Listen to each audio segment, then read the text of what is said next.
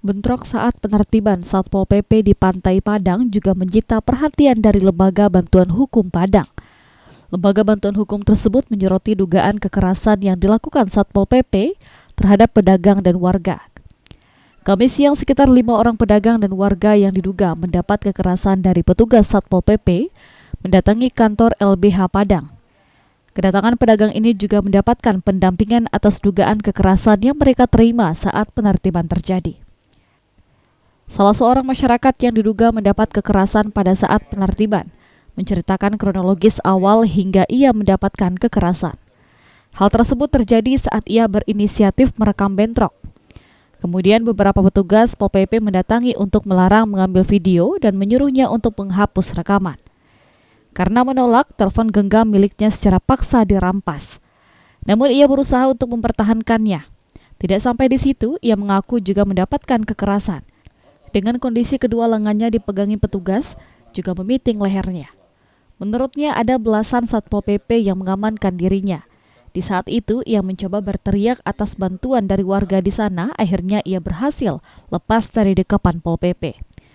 Kejadian tersebut pun telah dilaporkan ke Polresta Padang.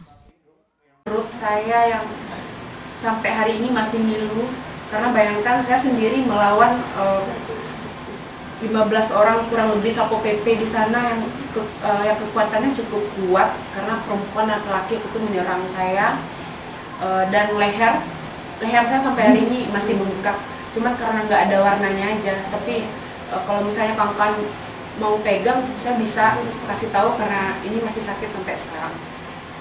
Dan tubuh saya sangat nyeri dari efek kekerasan oleh Satpol PP Kota Padang tersebut.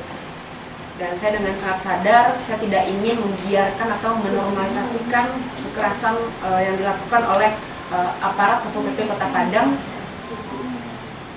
agar tidak ada sarah-sarah yang lain dan tidak ada pedagang-pedagang yang lain yang menjadi korban represif Satpol PP Kota Padang. Sementara itu, LBH Padang menyebut ada sejumlah pedagang dan warga yang diduga mendapatkan kekerasan dari Satpol PP Kota Padang saat kejadian. Oleh sebab itu, LBH mengecam kekerasan fisik maupun kekerasan verbal dari petugas.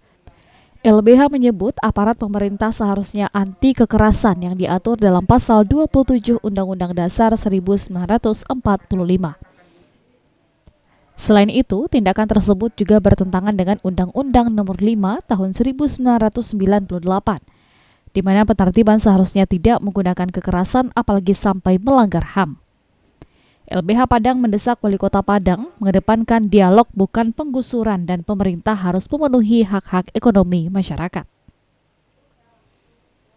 Selain itu, pihak LBH juga mendapatkan temuan di mana dari video yang beredar terdengar beberapa kalimat yang tidak semestinya diungkapkan oleh petugas berseragam kepada pedagang.